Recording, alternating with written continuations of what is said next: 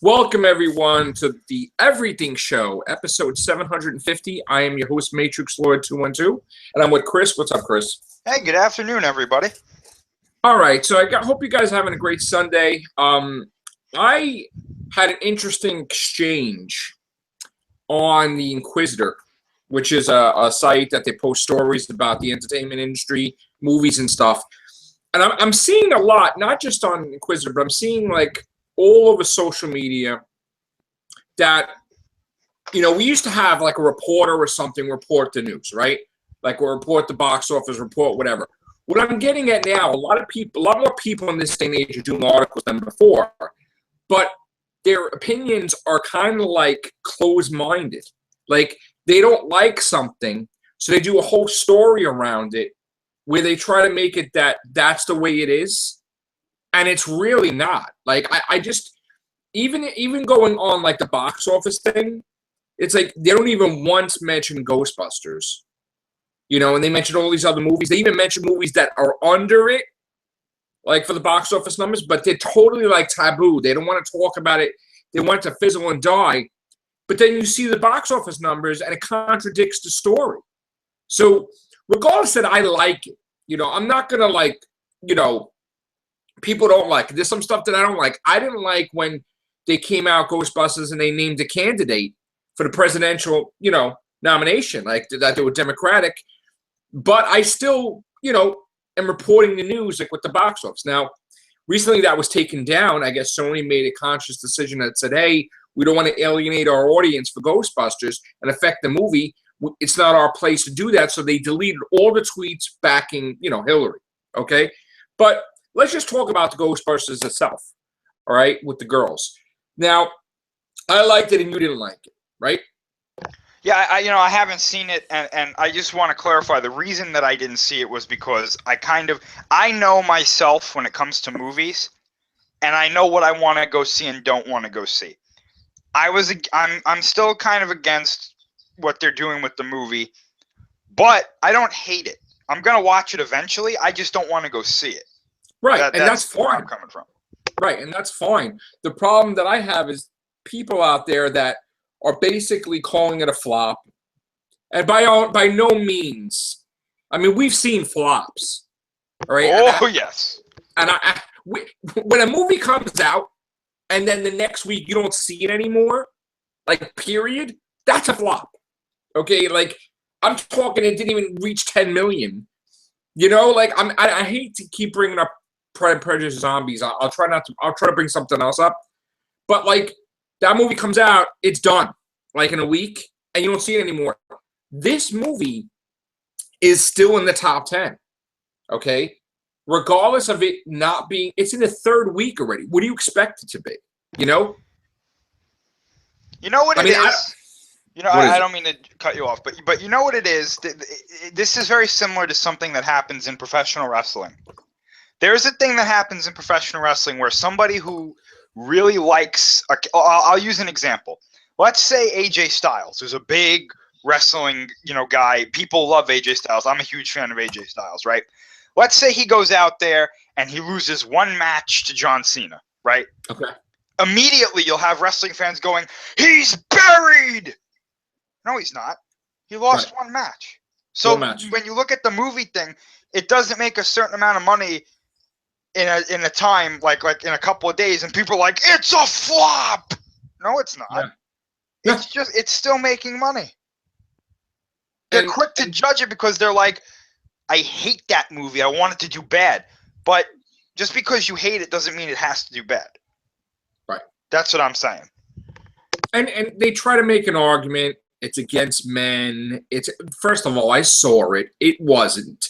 And second of all, if you look at the original Ghostbusters, it's not like they painted women in a positive light, really. I mean, but back then it was a different time that people didn't realize that there was no political correctness. You know what I'm saying? So I still love the original Ghostbusters and Ghostbusters 2. I don't have a problem with it, and I don't have a problem with this movie. Now, let's just show the box office numbers and see where all these people are going wrong, because I think that will be the kicker. So let's hear. Here we go. Now, a lot of people again, are commenting on these videos that I'm doing. And I basically am very passionate about this movie because I just want, when people are reporting about this movie, I want it to be honest. Okay? It says the production budget's $144 million, right? People are saying, oh no, it's $154 million budget. It's $144 million budget because they had a tax cut from where they filmed the stuff. So that's what the budget is. We have the worldwide gross that is $158 million. Common sense, it made back its budget. Common sense. That you could say, oh, Matrixlord, you didn't predict it. You said last Tuesday. All right, I'm wrong.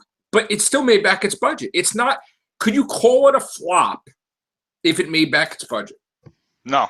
You could say maybe it underperformed. Right. But you can't call it a flop. Yeah, you could call it a disappointment, but you cannot call it a flop. Okay? We have here, and I'm going to show, and again, keep in mind, this is the third week. Okay? We'll look right here. And I did the whole thing during the week, and I went by each day predicting what it was going to be. And I was pretty accurate, actually. If a movie is horrible, right, and flopping, then why on week 3 does it make almost $10 million on the weekend?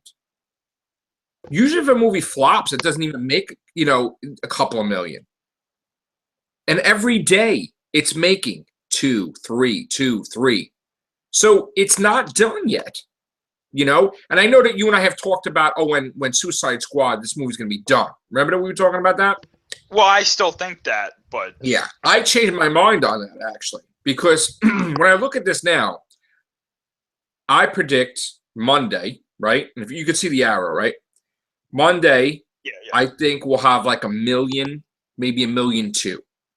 This will have 1,500,000. This will have maybe 800,000. This will maybe have 800,000. This will have 1 million. I'm still predicting that next week it's going to make, for the week, 8,400,000. Now, this doesn't show any of the foreign release that this movie was just released July 28th. There was a lot of places that usually it takes time, Chris, right? Like a week or two. Yeah, it does. From what we saw last night, yeah. And I know that this is not released in China, but it is going to make a couple million here or there in the foreign markets. Now, again, if you look at it, people are like, oh, it's a failure. Look, it only made 52 million overseas. It wasn't even 50% released overseas until just recently. A big portion of it came out on the 28th and the 29th. Okay? So, again, and I'm going to show you, I'm going to stop the screen share for a second, and I'm going to show the numbers I'm going to show exactly where it's going to be released, because I think that people need to have a better handle on this movie and stop calling it a failure. Okay, so here we go. All right. Do apologize for it to be slow, but here we go. All right, screen share. Right, there we go. Okay, so can you see that, Chris? Yes, I can. Okay, so now here we go. Okay, again, we go right down to here. Sweden, July 27th. All these numbers, even I think the 22nd July numbers, right? They're not in yet. Okay, July 29th. Look at all these places. Look at all these places. Okay, up into Vietnam. There are tons of places that have to show numbers. Okay, and if you think that if you add them up all together and you're going to get 1 million, you're sadly mistaken. I'm saying to like the public, because obviously certain places it's going to make 1 million or 2 by itself. Okay, and I know some places are very small; they're not going to make that much money, but it's going to generate numbers. And then even after next week, we have Germany, we have Denmark, we have Belgium, we have Japan, we have Spain, we have Japan again. I don't know why it's, it was limited release in Japan. Okay, Japan and then France. So the numbers won't be shown until maybe a week or two after August 24th. So again, when I keep saying that we're going to see the numbers the full numbers of Ghostbusters, we're not going to get it till the second week of September. That's true. So the odds are it's going to make $100 million more. It's if you say it's marketing budget. Now, I just wish like these box office numbers would show how much they spend on marketing, so that we could have a better handle. Because we hear these things like the stories like Batman versus Superman. How much money they spent on marketing, but yet it doesn't show up on the numbers. So I really think that this movie is going to be profitable. I see it making more than $270 million. Not only made its production budget back, but it will also make back its marketing plus more. Now, all you have to do is you do a sequel. The budget will be $100 million or $80 million, and you do it really well. And that's it. They don't have to spend $150 million or $140 million. They can spend $100 million. They did that with Star Trek. Star Trek, they cut the budget back significantly for this movie. So, I mean, there's no rule that says it has to be the same amount of money they're going to spend. And I honestly think, being that the origin is over, that it's going to be easy for the next one to be a success. What do you think? Well, it could be, but they've got to reel in the people who don't like it. They got to reel them back in, because without them, it might not do well. Another thing we have to keep in mind with these foreign markets is that they may not necessarily make as much as we think, because they will probably calculate the numbers differently. Like in Japan, I've heard that they don't go by the amount of money, they go by tickets sold. And the biggest thing about that, like the biggest example of that was, I believe it was in Japan, that like when Star Wars The Force Awakens came out, there was a movie that had more tickets sold than it, and it was like Yokai Watch or something like that. Yes, and they were like, "Oh my gosh, what does this mean?" And like, it's because they go by tickets sold. So It's gonna be different. Personally, I think that I wouldn't consider this movie a flop. However, I do consider it underperforming. Yes, and I think that's definitely something that the studio is going to look at and go, well, we either do want to do another one, which I think they will, or they don't. However, I do not believe the idea that there's going to be 100 sequels. I don't think so. I think right now they'd be lucky if they got another one. And I think they are going to get at least one more. I'm pretty sure there's going to be a sequel. If you're right and that one does well, then they'll get another one. But as of right now, I think this movie really needs to kick it into high gear in the foreign markets, because it is underperforming, and that's not good. I also think that they need to stop it with basically making a political statement on who they represent as the presidential candidate. I think it has nothing to do with the movie, and I think that's going to hurt it rather than help it. Yeah, I agree. I'm glad that Sony removed it, but the people who made the movie are pissed off. But I think that they need to work together and say, look, you can vote who you want to vote, but that doesn't have anything to do with the movie. Like, stop putting that stuff on there. Right, I mean, because if you had if this was an all male Ghostbuster cast or a mixed cast or something, and they came out and they're like, we're voting for Donald Trump, it'd be the same thing. Like, shut your mouth. It doesn't matter who. Say that. Yeah. You want people to go to see the movie. You don't want to piss them off in any way. Just like I keep saying, what's happening in Marvel Comics lately, there's these writers that they're making it that Marvel Comics are all Democrats. So they put crap in there and they start making like, oh, the Falcon is a Democrat and this one's a Democrat. And it's like, why are you doing that? They've never done it before. They don't even say what religion they are half the time because they don't want to get in that thing. But now you ruin it because now people are getting pissed. And now the sales are dropping comic-wise. It would be a different story if there was a candidate that was really good. Like, for example, when John F. Kennedy was running for president, when he was president, the man was so popular that if there was a candidate like him now, yeah, it would be a smart thing to say, oh, yeah, we support him. Right, Ronald Reagan got 2 terms. Even then, I would be like, let's not get political. Right. Let's make it. This is a movie about people who hunt ghosts. Right. It has nothing to do with the presidential election. Yes, I agree. So I just want to show basically how something could change that basically caught everybody with their pants down. And that being Terminator Genesis, that everybody was like, it's done, it's a flop, and guess what? Out of nowhere, $350 million overseas. And then people are like, oh, what? And it's like, oh my God, it's 440. Guess what that did? That made it where it's possible for a Terminator sequel to be made. Well, we have to.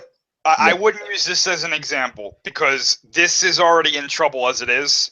Right. And they're already facing a lot of problems production-wise. I still think the best example for this is probably Pacific Rim. All right, so we're going to do that. We'll do that.